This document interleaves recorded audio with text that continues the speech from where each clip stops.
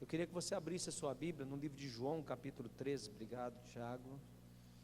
João, capítulo 13. Jesus lava os pés dos seus discípulos e o texto está dizendo: ora, antes da festa da Páscoa, sabendo Jesus que era chegada a sua hora de passar deste mundo para o Pai, tendo amado os seus que estavam no mundo, amou-os até ao fim.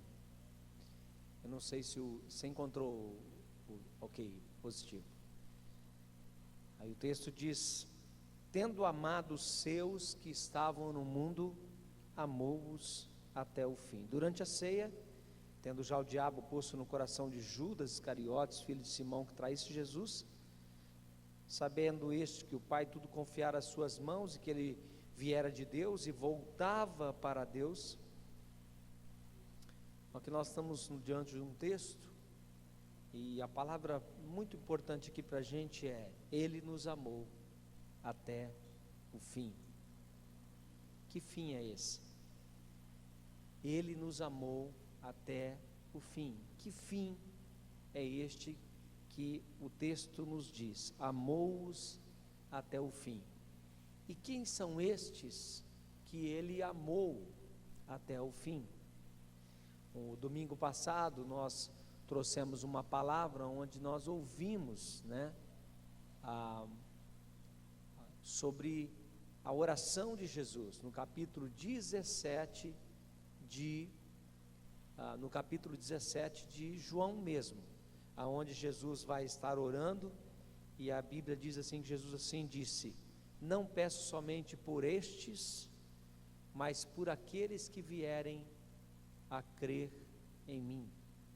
E quando a Bíblia diz Ele nos amou, ou amou-os até o fim, ou seja, Deus amou você, Deus me amou até o fim. Nessa noite nós queremos falar um pouquinho sobre isso. Ele nos amou até o fim. Nós temos ali uma imagem de uma cruz, a imagem de uma túnica, a imagem de uma coroa pendurada na túnica e a imagem de um cordeiro ali diante da cruz.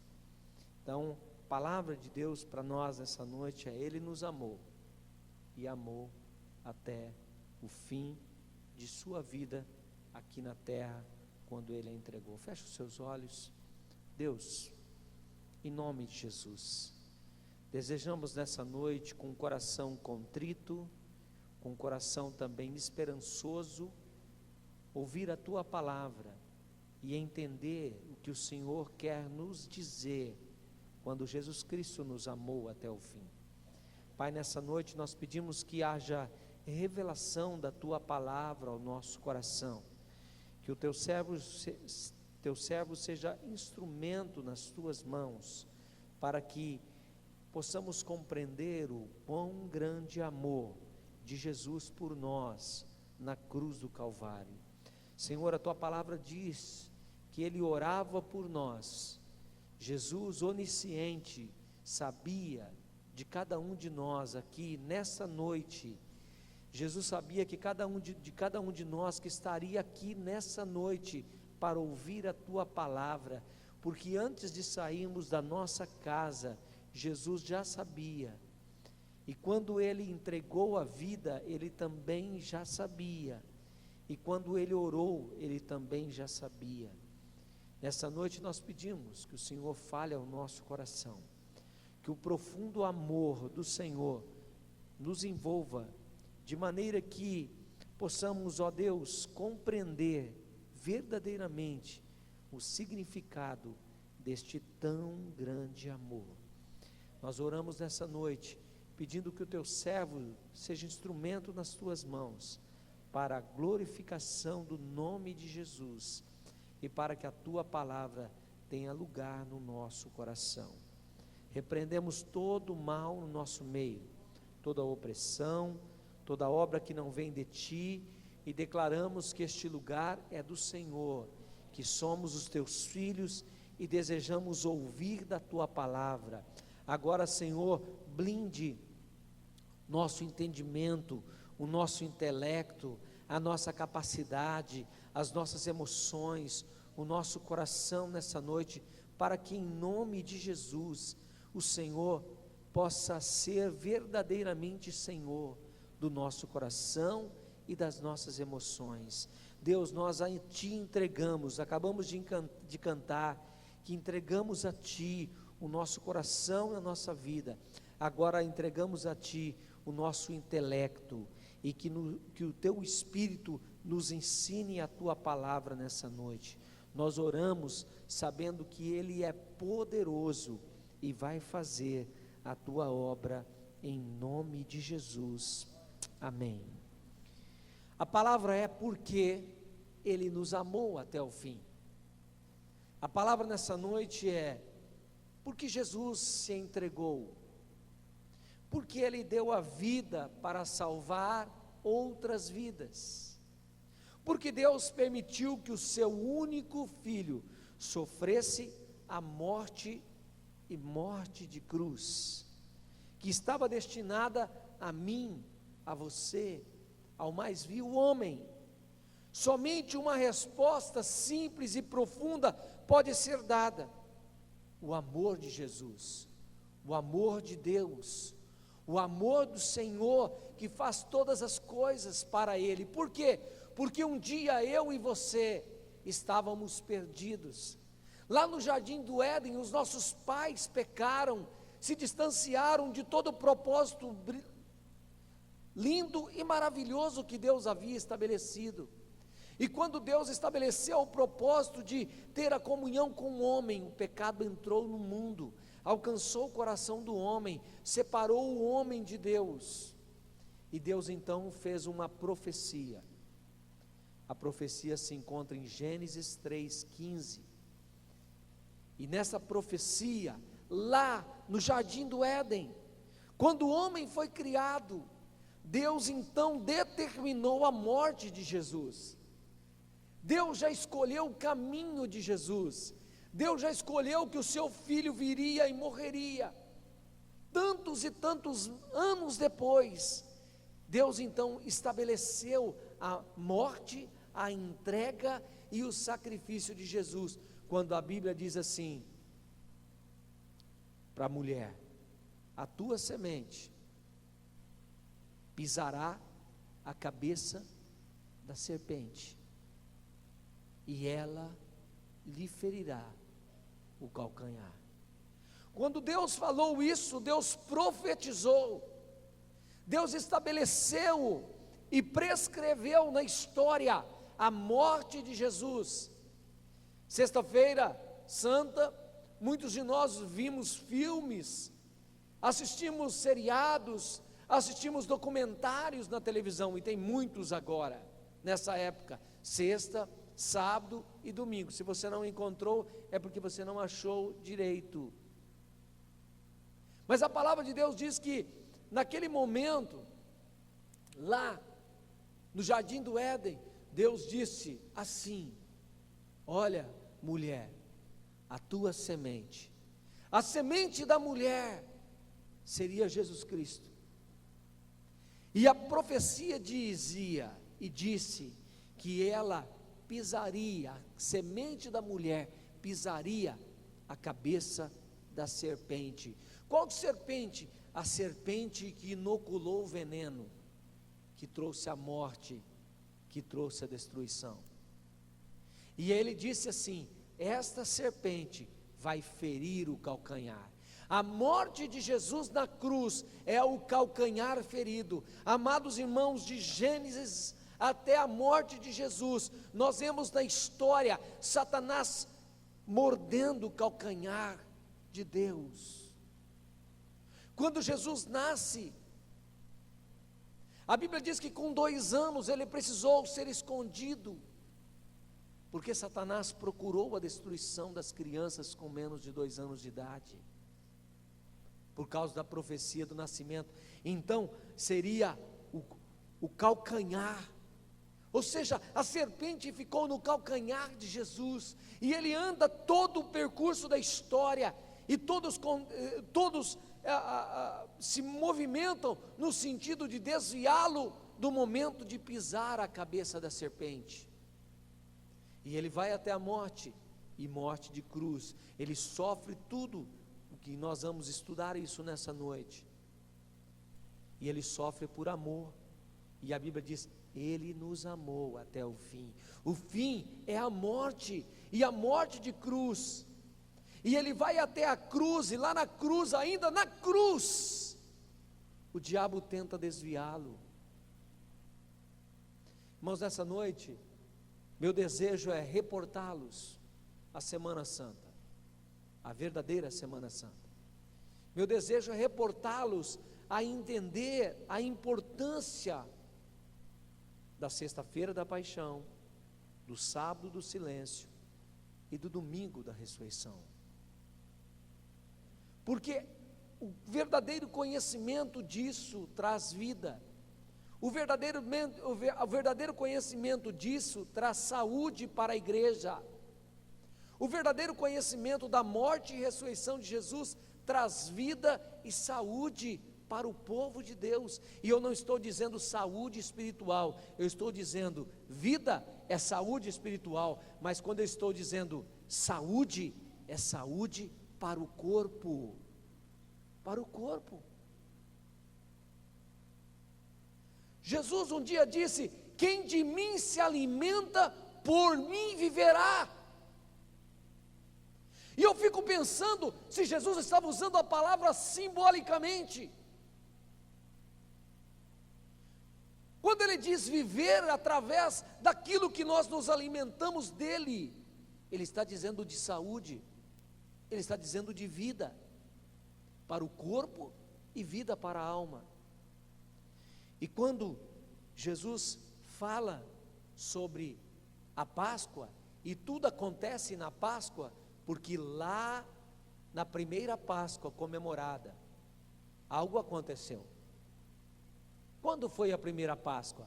A primeira Páscoa aconteceu na semana em que os judeus comemoraram a primeira Páscoa. Foi a semana da libertação do jugo do opressor, do tirano, símbolo do diabo, símbolo do diabo que mata e rouba e destrói. Quem foi?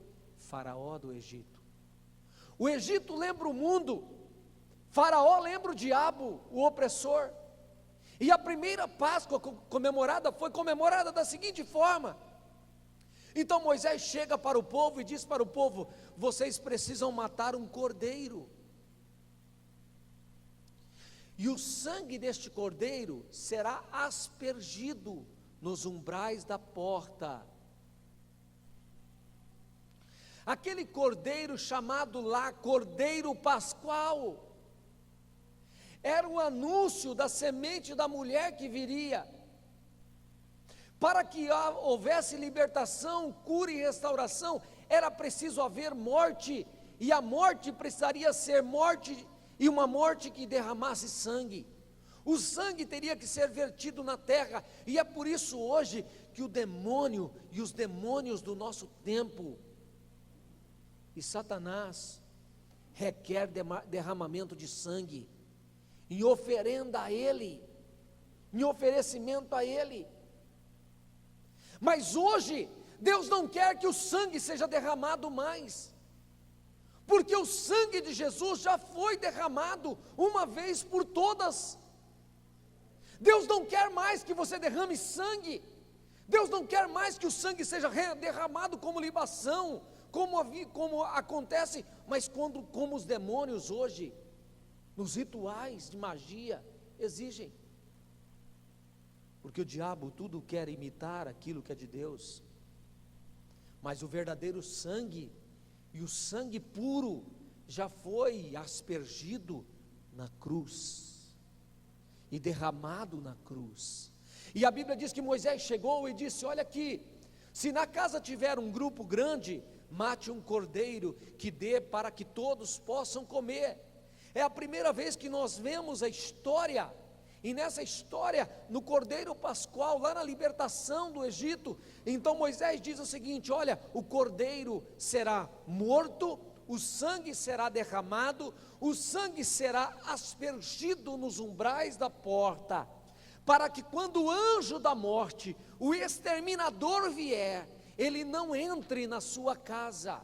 Então o sangue aspergido sobre a porta mostrava que aquela casa estava sob a proteção de Deus, sob a proteção do sangue do Cordeiro, e o Cordeiro não podia ter defeito, o Cordeiro tinha que ser sem mácula, o Cordeiro não podia ter manchas, o Cordeiro não poderia ter doenças, tinha que ser um Cordeiro puro, porque aquele Cordeiro era o modelo, era o símbolo do Cordeiro perfeito, que iria morrer na cruz do Calvário, e o sangue seria derramado.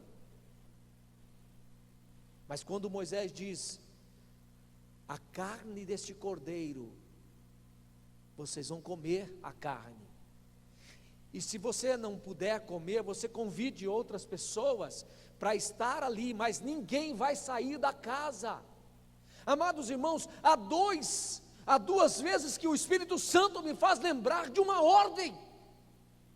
A primeira ordem foi: não saiam da casa na hora que o anjo da morte estiver passando sobre a nação, sobre a terra de Gósen, não saiam dali, porque a casa precisa estar aspergida com sangue. Se esta casa for aspergida com sangue, o anjo exterminador não vai entrar. Mas não saiam da casa, permaneçam na casa em comunhão e comam desta carne do Cordeiro, e se alimentem desta carne do Cordeiro. E o sangue era aspergido. A primeira Páscoa foi determinada ali. A segunda ordem que eu vejo é a ordem quando Deus fala para a sua igreja, dizendo assim: não saiam, antes que vocês sejam revestidos do poder. E a Bíblia diz que eles permaneceram no cenáculo, 120 irmãos, aguardando uma promessa, e a promessa era a vinda do Espírito Santo. E ele disse: não saiam, antes que vocês sejam revestidos do poder. Permaneçam na casa, permaneçam na casa. Nós precisamos atentar àquilo que o Espírito Santo nos revela na palavra. Sabe, irmãos, muitas vezes nós queremos vencer as coisas no peito e na raça. Nós queremos vencer as coisas no raciocínio, na capacidade humana, mas não estamos dispostos a pagar o preço da obediência. É tão fácil atrair sobre nós a bênção de Deus e anular toda a maldição. É tão fácil atrair sobre nós a bênção do Todo-Poderoso e anular toda a obra do inimigo sobre a nossa casa, sobre a nossa família, sobre a nossa vida. É só obedecer. É só obedecer a palavra. Não saiam, mas antes façam uma aspersão do sangue. E eu quero hoje, irmãos, porque nós vamos participar da ceia do Senhor,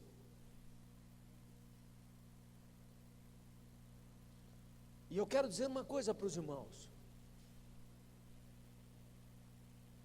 a cura, a saúde na comunhão, a cura e a saúde quando nós estamos participando, estamos dentro da casa. Muitos irmãos vivem anos e anos participando da igreja, recebendo bênçãos, sendo abençoados, recebendo até curas, mas não querem ter compromisso com a casa, não querem ficar na casa, não querem aguardar a promessa, não querem aguardar aquilo que Deus determina, mas não querem ser obedientes. Irmãos, e Moisés disse: façam uma aspersão. A Bíblia diz que à noite o anjo veio e entrou. E quando o anjo entrou, nas casas onde não havia o sangue, o anjo exterminou, e o primogênito de cada família morreu. Houve choro em todo o Egito, e até o filho de Faraó. Mas na terra aonde estava o povo de Deus, eles estavam comungando, em comunhão, alegres, comendo a carne do cordeiro, se alimentando da carne do cordeiro, num banquete celestial. Quantos irmãos hoje não estão aqui, estão comendo o banquete do mundo nas suas casas, com a televisão ligada? Quantos irmãos na frente da internet? Quantos irmãos? E aí nós vamos para os pés da cruz chorar e perguntar para Deus por que as coisas não acontecem na minha vida. Sabe, irmãos, nessa introdução que faço nessa noite, eu sei que o Espírito Santo de Deus já está revelando a verdade ao seu coração.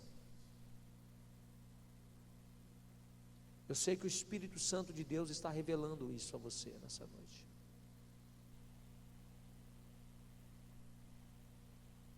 E eu sei que Ele é poderoso. Ele é poderoso para fazer muito mais do que você pensa. E Ele já está lhe revelando a palavra que estamos pregando nessa noite. Queridos, a palavra de Deus diz que, tendo nos amado, amou até o fim. Eu queria que passasse o...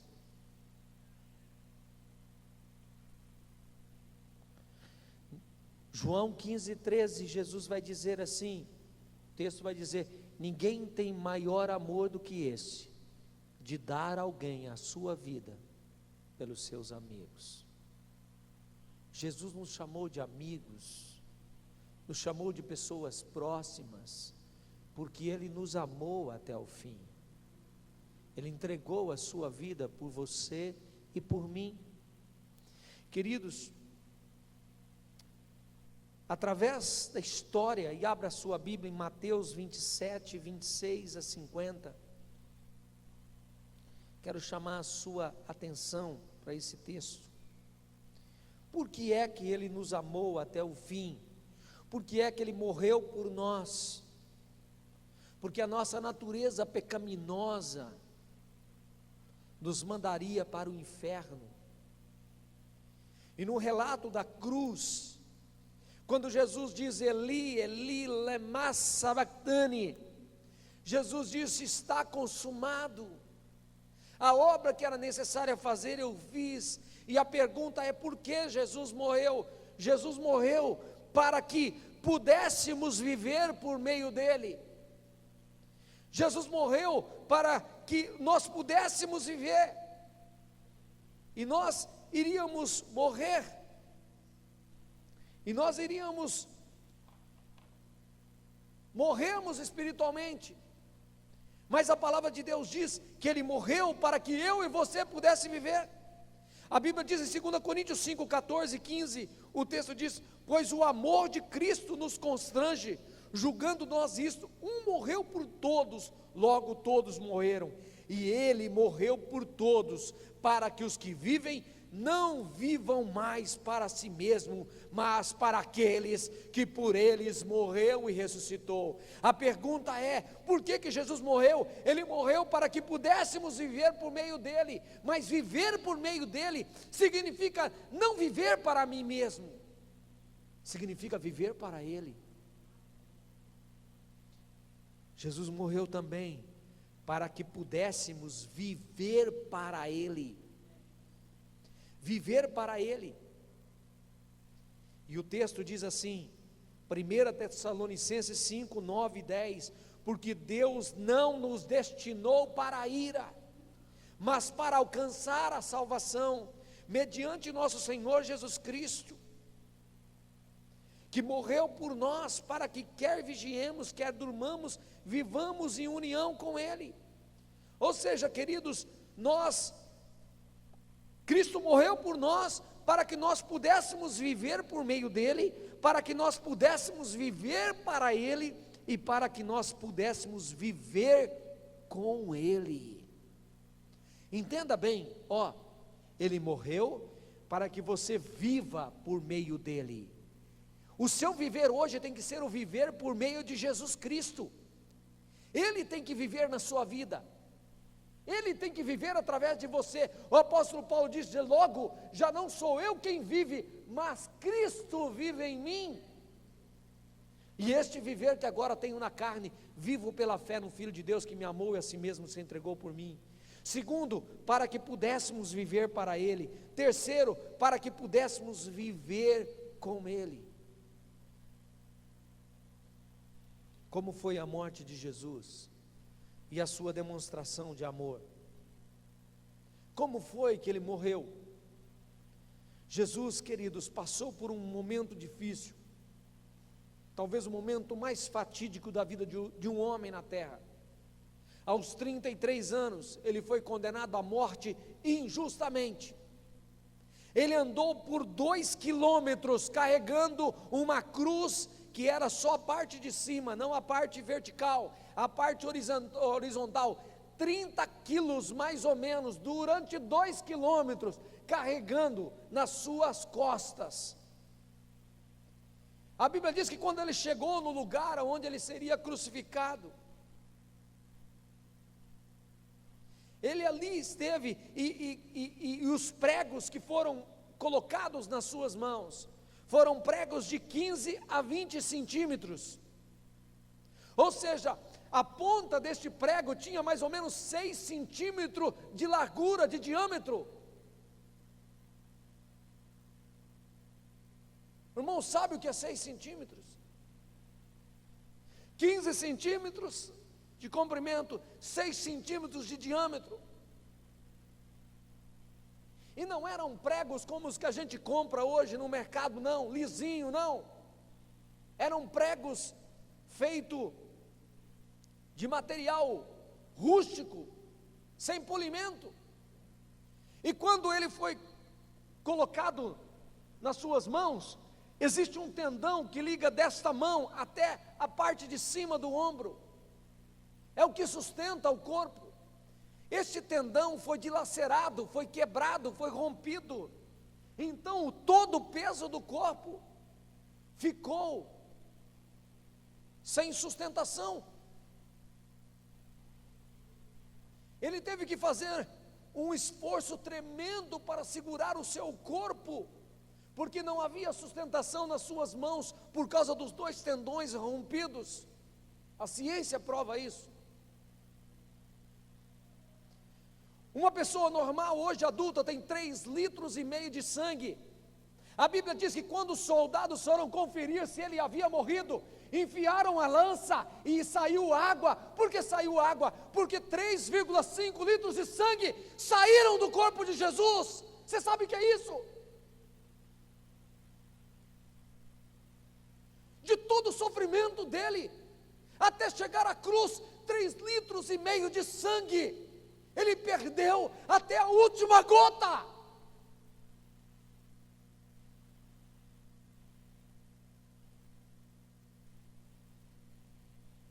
Toda a sustentação do corpo de Jesus ficou sobre os pés e sobre a musculatura dos ombros e das costas. Sabe quantas horas isso demorou? Um pouco mais de 3 horas. Por fim, quando os soldados foram conferir e olharam para aqueles salteadores que estavam do lado, quebraram as pernas dos salteadores para que pudessem romper, porque eles estavam sustentando o corpo para que morressem mais rápido. Mas a Bíblia diz que quando eles fizeram isso, quando chegaram diante de Jesus, eles não puderam quebrar, porque a Bíblia diz que havia uma profecia dizendo que nenhum dos seus ossos seria quebrado, e ele só não foi quebrado porque havia uma profecia messiânica que dizia no Salmo que nenhum dos seus ossos seria quebrado, e os soldados chegaram para quebrar os joelhos dele, mas quando ele está morto, então o soldado disse: verifique se ele está morto. E aí foi colocado a lança para abrir, e quando abriu, a Bíblia diz, sangue não saiu, saiu água. O sangue dele começou a ser vertido lá no Getsêmani, quando ele, ajoelhado, orava por você e por mim. E quando ele orava, a Bíblia diz que as suas gotas de suor foram transformadas em gotas de sangue e já caíam na terra. Deus não quer mais sangue derramado na terra, porque o sangue do Cordeiro de Deus já foi derramado na cruz do Calvário, e todo o sangue dele foi derramado.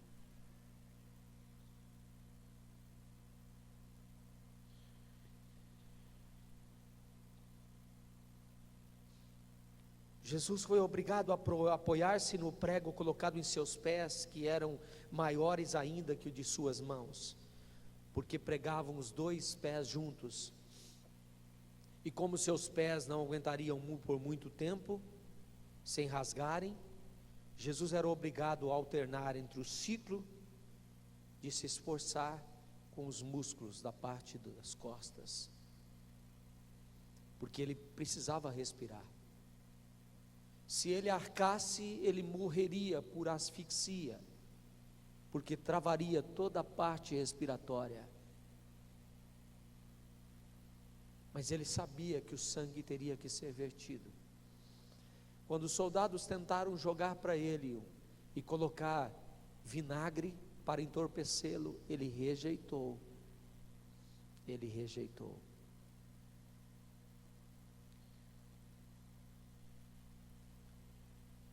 Ele não tinha mais sangue para sangrar. O corpo humano dele havia derramado toda a gota. A coroa, os cravos, os pregos, os machucados. Perguntaram para Mel Gibson se ele não exagerou demais no filme dele. E não há como ficar sem falar sobre a ressurreição e a crucificação, sem falar do filme de Mel Gibson, porque é o filme que chocou a humanidade. Sabe o que ele disse? Quando eu era criança, eu não tinha ideia de todo o sofrimento que ele tinha sofrido por mim. Eu não tinha ideia.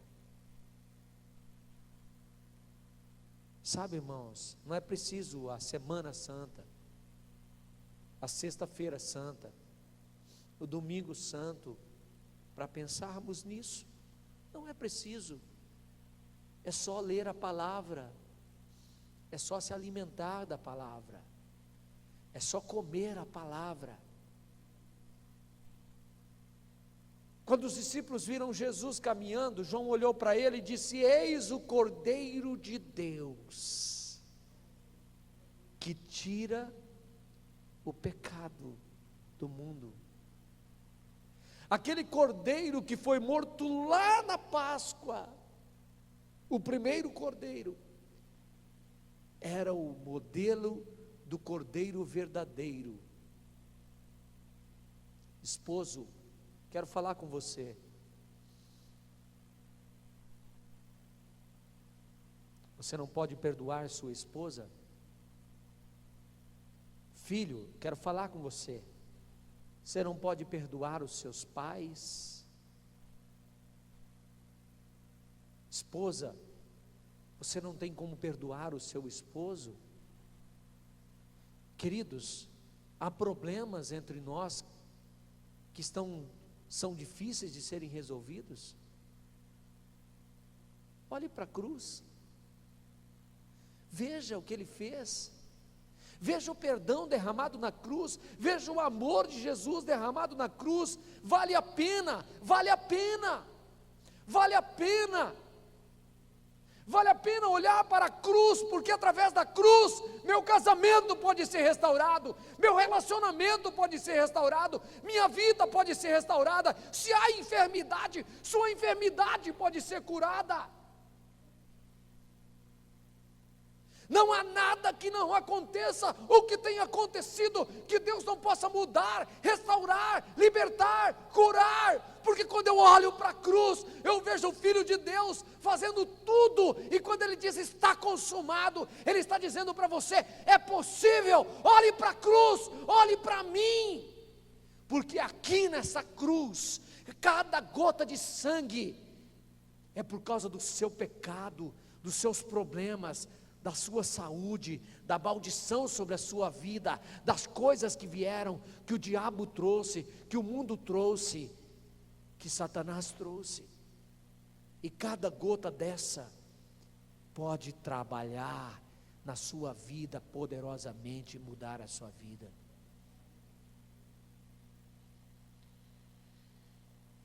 Cristo passou uma humilhação muito grande. Ele passou tudo isso porque Ele nos amou até o fim. Que fim é esse, pastor? A última gota de sangue do meu corpo até o fim. Qual é o fim da minha e da sua vida? A última gota de sangue, o último respirar. O último respirar. Queridos, qual o valor do sacrifício de Jesus para você? Por que foi tão importante isso? Mas eu queria falar nessa noite também de alguém que ofereceu o seu corpo, mas quando o diabo mordeu o calcanhar dele lá na cruz do Calvário, o inferno se alegrou. E o inferno pensou, agora vencemos, o Filho de Deus morreu.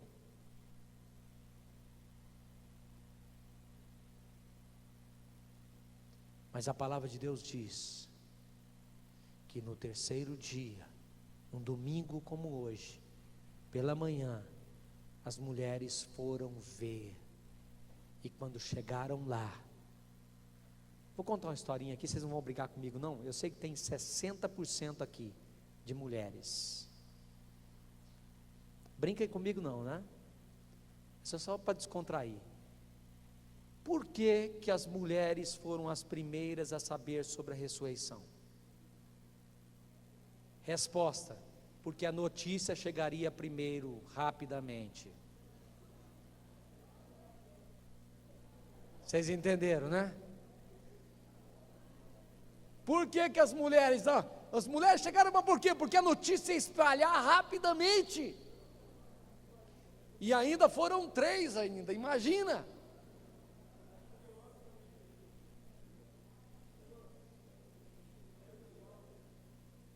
Não briguem comigo, é a Bíblia que está falando sobre isso, eu não estou inventando, só estou aplicando. Mas eu quero dizer uma coisa também sobre as mulheres, são elas que deram a primeira notícia das boas novas da vitória sobre a morte. Foram elas a portadora da palavra de vitória sobre a morte, e elas disseram, Ele está vivo. Queridos, há uma história, abra a sua Bíblia em Lucas 24, 13 a 31, e eu já vou terminar. O que acontece, por favor, o quadro, por favor. O que acontece com aqueles que creem na ressurreição? Por favor. O que acontece com aqueles que creem na ressurreição? A Bíblia diz que aqueles que creem na ressurreição,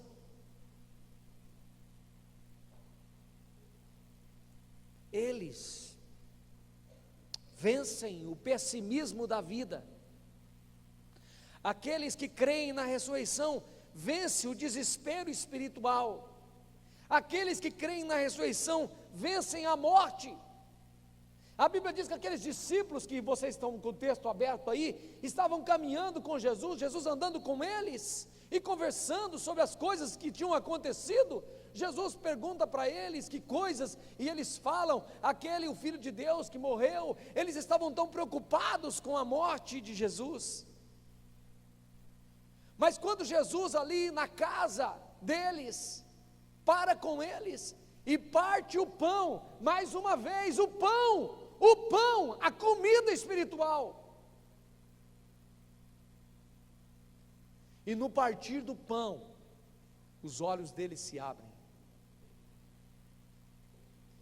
Os olhos deles se abrem.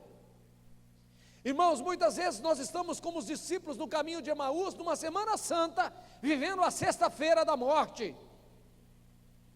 E a última notícia que eu e você sabemos é a notícia da morte. Jesus morreu. Há muitas igrejas cultuando a morte de Jesus. Há muitas igrejas vivendo na sexta-feira da paixão. Há muitas igrejas vivendo ainda as notícias da morte.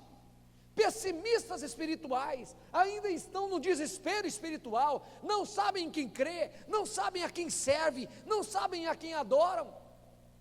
Estão mortos espiritualmente, estão como aqueles discípulos caminhando no caminho de Emaús com Jesus, e Jesus ali ao lado, os olhos fechados, os corações embotados, os corações trancafiados por causa da dureza do coração. Mas a Bíblia diz que quando Jesus entra na casa, o pão é partido, a ceia, mais uma vez, a ceia, diga para o seu irmão, ceia é comunhão. Nós estamos vivendo, falamos sobre a série de sermões sobre comunhão, relacionamentos que transformam, que mudam. Muitas vezes nós achamos que nós podemos resolver os nossos problemas, sabe aonde? No cantinho da nossa casa.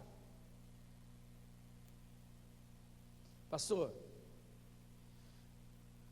o senhor não sabe quanto é gostoso entrar no meu quarto e ficar ali. Vocês não sabem quantas vezes eu já ouvi essa frase. O momento do quarto é o momento da revelação, quando você busca a presença de Deus. Mas quando a presença de Deus vem, a porta tem que ser aberta, a janela tem que ser aberta, e a glória tem que ser manifestada lá fora. Porque quando os judeus, lá os hebreus, abriram as janelas das suas casas, no outro dia, eles abriram e já havia notícia. Sabe qual é a notícia? Saiam do Egito. E todas as pessoas que eles pediram riquezas e ouro e prata e pedras preciosas, eles foram contemplados e saíram ricos, prósperos, abastecidos de tudo, curados, restaurados, libertos. O diabo já não tinha mais poder sobre a vida deles. Mas sabe o que acontece?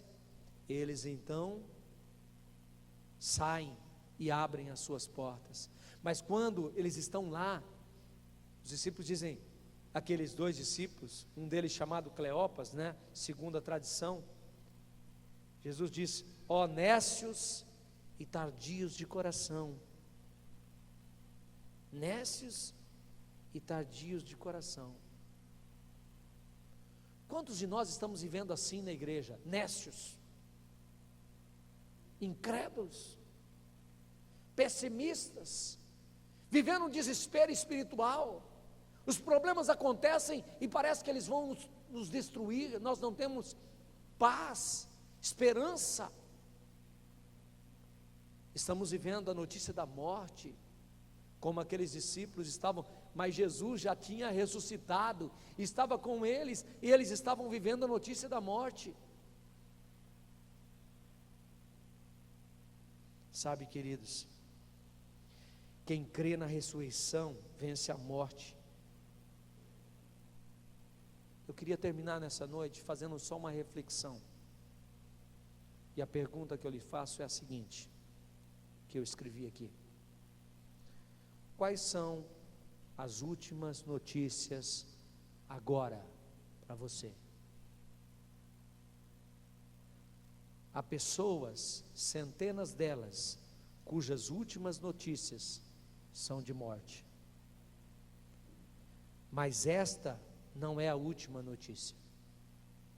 Há uma última notícia, que será sempre a última palavra, o ponto em toda a questão.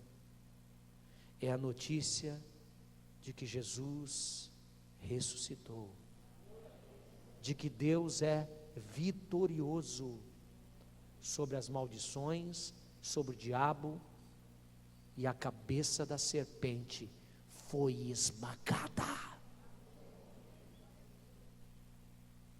Ainda que o calcanhar tivesse sido ferido, a cabeça foi esmagada. É a notícia de que Deus é vitorioso, que Jesus venceu a morte, que as portas da vida eterna estão completamente abertas a todos aqueles que creem em Jesus Cristo, que a porta da cura está aberta para todo aquele que crê que Jesus pode curar, que a porta da libertação está aberta para todo aquele que crê no nome que está acima de todo nome, o nome de Jesus. Irmãos, esse nome faz o inferno tremer, os demônios ecoarem. Esses demônios que ousam morder o calcanhar da igreja, como fez com Jesus, é porque o calcanhar está perto do pé. Levante o pé, querido, levante o pé e pise, porque a vitória já foi lhe dada. A vitória já foi lhe dada. Porque a profecia não disse que iria morder a cabeça? Porque Satanás não tem poder de chegar até a tua altura. Ele não tem poder para chegar até onde você pode chegar. O lugar dele é nos pés. Mande embora a tristeza, mande embora a solidão, mande embora a depressão, mande embora os problemas. E se ainda que você tiver que passar pelo fogo, lá no meio do fogo, você vai ver que o Deus poderoso é aquele que te acompanha em toda circunstância. Muitas vezes você pergunta: por que será que Deus me permite passar? Aqui o irmão Quaresma fez uns exames, na semana seguinte tinha que fazer uma cirurgia, fez a cirurgia, passou pela cirurgia, está lá, está se recuperando, e o mesmo Deus que prometeu para ele, é o mesmo Deus que acompanhou ele em todos os dias, lá na UTI, na saída, abençoando, restaurando, trazendo, está aqui em nome de Jesus. Muitas vezes nós achamos que nós não vamos passar por um momento assim. E se Deus quer que você passe, porque Deus quer usar o seu testemunho. E às vezes eu falo, qual é a pessoa que sabe a dor de alguém que está passando determinado problema? Só aquele que já passou por aquele problema. Quem é que pode chorar com aquele que perdeu alguém? Aquele que já perdeu alguém. Quem é que pode chorar com aquele que talvez perdeu os bens? Com alguém que também já perdeu os bens, mas que viu a graça de Deus ser levantada na vida dele. Nós precisamos, meus irmãos. Eu queria mudar um pouquinho o culto agora. Queria cantar agora. E eu quero cantar agora, Ele te ama. Aquela música que eu pedi. Ou foi por amor, não sei. Mas eu queria perguntar uma coisa. Como tem sido a sua vida? Esses 5 minutos, querido, eu quero te dar um tempo para você fazer uma reflexão. Ele te amou até o fim. Como tem sido o seu amor para com Ele? O amor dele é grande sobre a sua vida, mas como tem sido o seu amor? Eu gostaria de convidá-lo, enquanto nós cantamos a primeira parte deste hino, que você não cantasse, que você ouvisse e que você pudesse pensar a respeito. Nós vamos participar da ceia agora. E neste momento da ceia, eu quero dizer para você, bem claro, que este é o momento de entender esse grande amor de Jesus por você e por mim. Feche os seus olhos.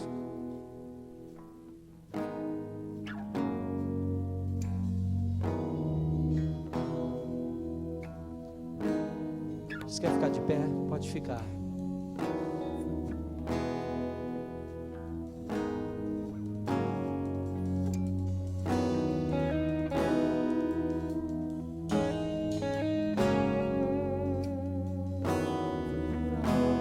Que Jesus se entregou numa cruz por nos amar.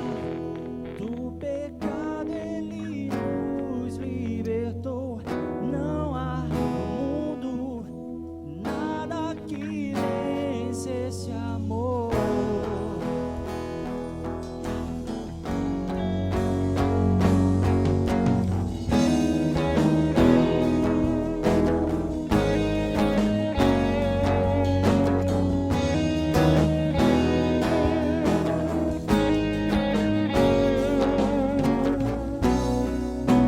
Sei tão difícil entender a morte de Jesus, a sua dor, o seu sofrer, o que Ele passou por mim e por você.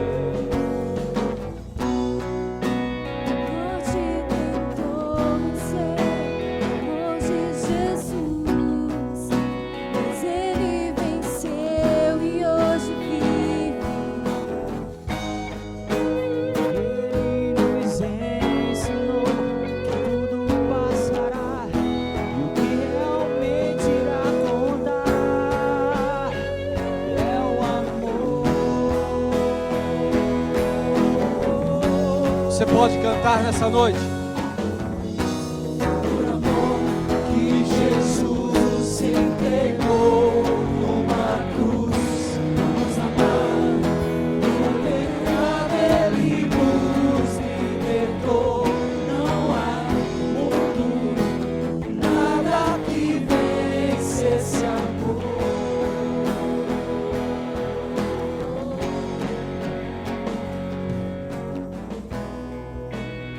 Morte tentou vencer, amor de Jesus, mas Ele venceu e hoje vive.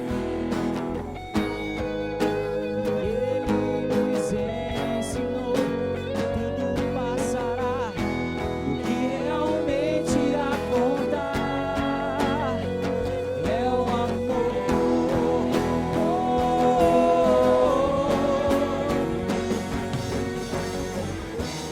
Por amor que Jesus se entregou numa cruz, nos amar. Do pecado Ele nos libertou.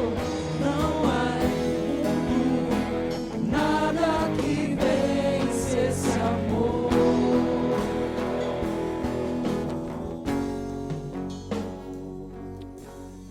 Jesus. Nós vamos orar, vamos iniciar a ceia. Quero chamar o irmão André, Renato, irmão Ricardo, irmão Luiz Marcos, irmão Edivaldo, irmão Joel, pastor Tiago, irmão José Carlos Duquini, irmão Cláudio, pastor Bonfim, não sei se ele está aí, irmão Adriano. Os irmãos, por favor, abra sua Bíblia em 1 Coríntios 11.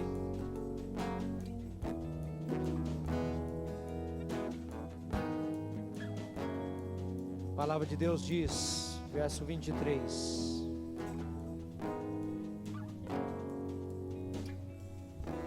Porque eu recebi do Senhor o que também vos entreguei, que o Senhor Jesus, na noite que foi traído, tomou o pão, e tendo dado graças, o partiu e disse: este é o meu corpo, que é dado por vós.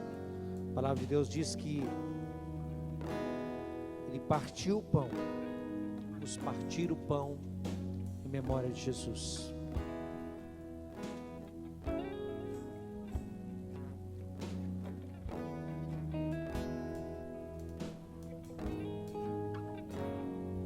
A palavra de Deus diz que Ele deu graças. Pai, nós te damos graças pelo pão partido, que representa o teu corpo. Nós te damos graças pelo vinho, que representa o teu sangue. Nós te damos graças porque através do pão e através do vinho, o Senhor ministra proteção, cura e restauração no meio do teu povo.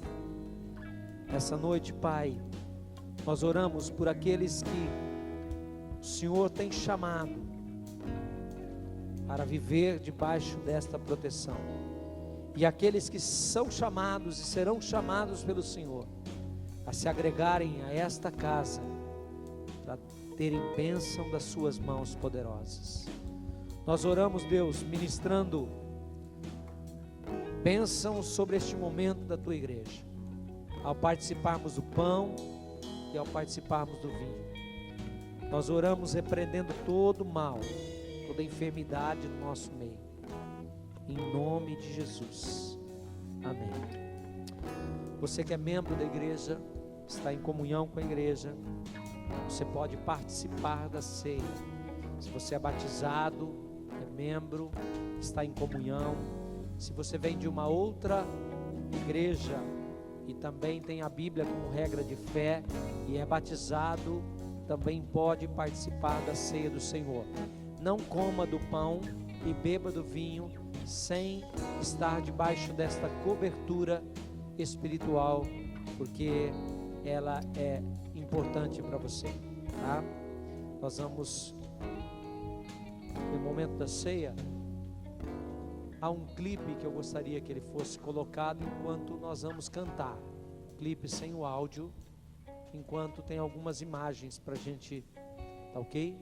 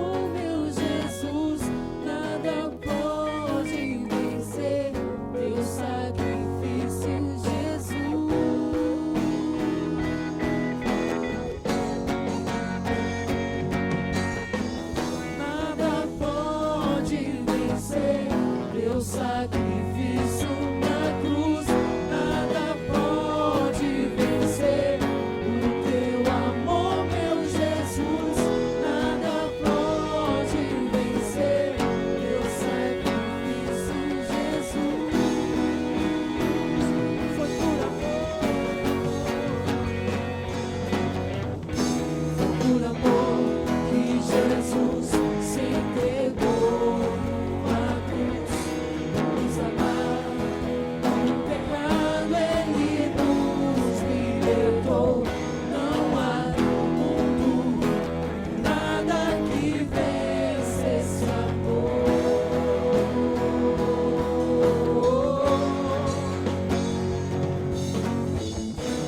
Foi por amor que Jesus se entregou numa cruz, nos amar. Do pecado Ele nos libertou. Não há no mundo nada que vença esse amor. Nada que vença esse amor. Nada que vença esse amor.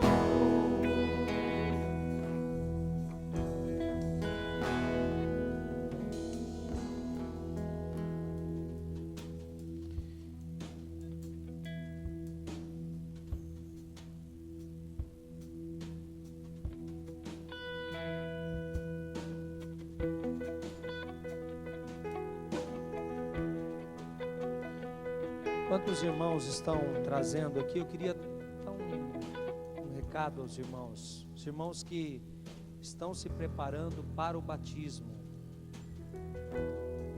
No dia 21 deste mês de abril agora, estaremos celebrando o primeiro batismo desse ano.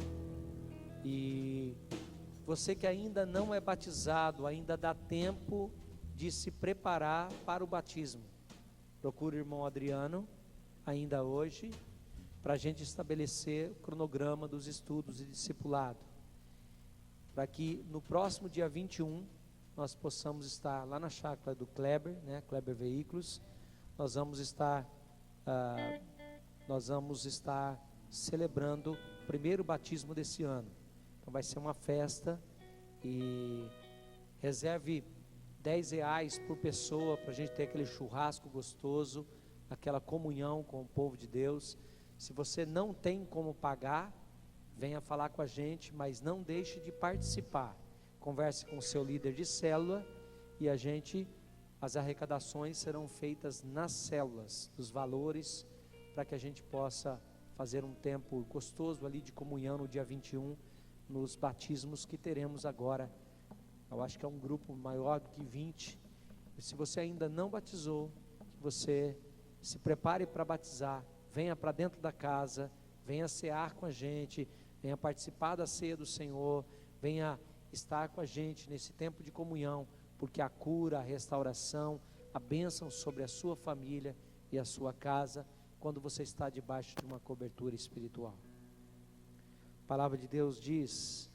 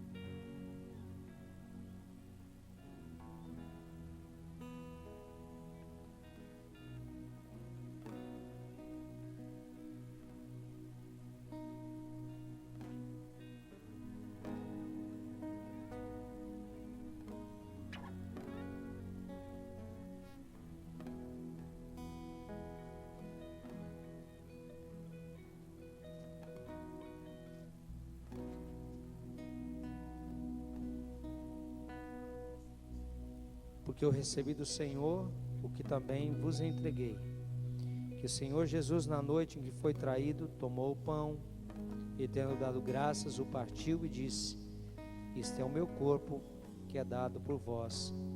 Fazei isto em memória de mim. Coma do pão em memória de Jesus.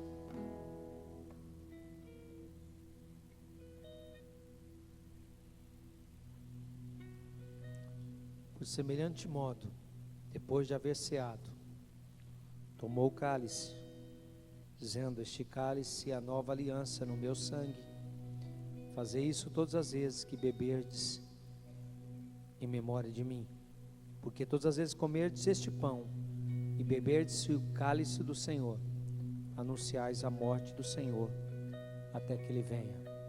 Levante o seu cálice bem no alto e diga: Maranata, hora vem, Senhor Jesus. Façamos isso até que Ele volte para nos levar para Ele. Beba do vinho em memória de Jesus.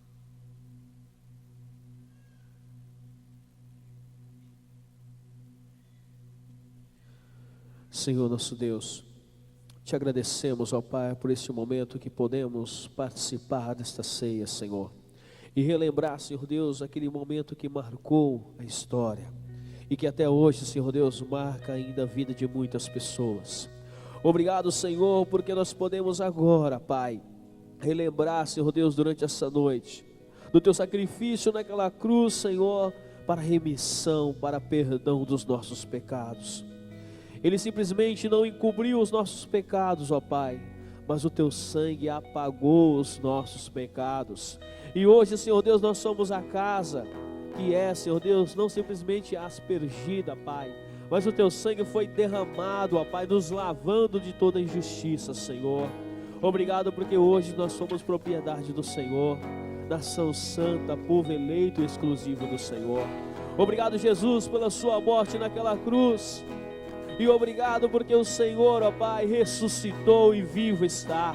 Obrigado porque nós temos a oportunidade de agora, através do Teu Espírito Santo, nos convencer a cada dia do pecado, da justiça e do juízo. Obrigado por esse ato tão maravilhoso. Obrigado por esse amor incondicional que o Senhor nos amou, que o Senhor nos ama e o que o Senhor ainda nos amará, Pai. Obrigado porque nós somos, Senhor Deus, o que somos. Porque o Senhor Jesus decidiu no seu coração entregar a sua vida para nos resgatar, Senhor Deus, para nos purificar e nos curar. Obrigado, Senhor Deus, porque nós estamos como povo do Senhor em comunhão, participando do pão, Senhor Deus, e do vinho, Senhor Deus. E em nome de Jesus, nos ajuda, Pai, a fazermos com que esse ato seja um memorial para muitas e muitas pessoas nessa cidade, e que Mirandópolis venha a ser lavada pelo sangue de Jesus, e que todos nós juntos em uma só voz possamos bendizer e exaltar o Teu nome, Senhor. Obrigado porque o Senhor vivo está, e em nome de Jesus nós aguardamos a Sua volta, Senhor, e dizemos ao Senhor: bendito seja o Teu nome, Senhor. Bendito e glorificado seja o Senhor acima de tudo e de todos, porque um dia nós sabemos que todo joelho se dobrará e toda língua confessará que somente o Senhor é Deus. Oh, aleluia, Senhor, nós oramos a Ti, Papai, e Te agradecemos por esse momento maravilhoso na Tua casa, na Tua presença, e nós oramos, ó Pai, em nome de Jesus. Amém. Pé, igreja, vamos cantar Ele Me Ama, em nome de Jesus. Vamos cantar. Para terminar, eu queria Ele Me Ama, né? Agora eu queria dizer para você, orar pelo Valdeci e a Sônia. A Sônia não está bem de saúde agora. O Valdeci pediu que a gente orasse por ela, orasse pelo Devanir. Só um pouquinho, baixa um pouquinho, senão baixaram o meu microfone. Por favor. Orar pelo Valdeci e pela Sônia. A Sônia não está bem de saúde e ele não pôde vir hoje aqui. Então ore por ele, pela Sônia. Ele ficou lá com ela e tal. Ore por ela. Ore pelo Devanir, pela saúde do Devanir. Ele tem uma cirurgia marcada. E ore por ele, pela saúde dele. E ore por toda a família. Nós vamos orar agora. E nós vamos terminar o culto cantando Ele Me Ama. E eu quero que você consagre a sua vida ao Senhor nessa noite, sabendo que Ele nos amou até o fim. Senhor, nós vamos voltar daqui a pouco para casa, e nós terminamos esse culto sabendo que o Senhor nos amou até o fim. Nós te agradecemos, porque em nome de Jesus, o Senhor é fiel. Agora leva-nos de volta à nossa casa, debaixo das tuas mãos poderosas, sustentados pelo teu paternal cuidado. Senhor, cuida de nós, nos proteja como aquele sangue que foi aspergido sobre os umbrais da primeira casa lá no Egito. Deus, e revista a tua igreja com a plenitude do teu Espírito Santo, derramando dons no meio da tua igreja, trazendo o teu poder no nosso meio, para que, ó Deus, a tua igreja seja um celeiro de dons a anunciar o teu nome e as virtudes do Senhor.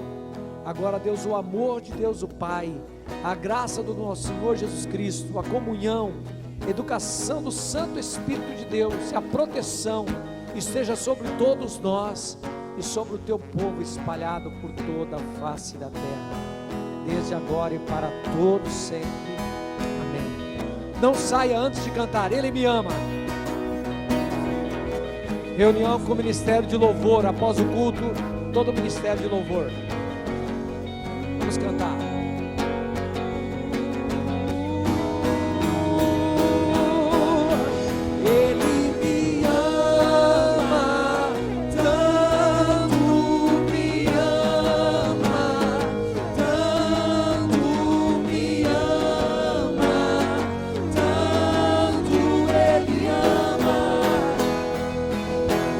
Declare o seu. Me ama, tanto me ama. Rasgue o seu coração nessa noite. Me ama, tanto Ele ama.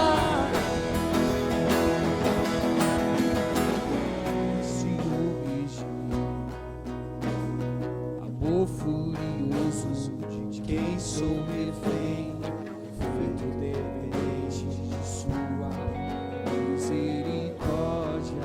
Oh Senhor, E quando de repente eu não recebo as dores por causa da glória, vejo beleza em ti, eu afronto que sentes. Levanta suas mãos para o céu e declara: Deus me ama tanto assim. Ele nos amou até o fim.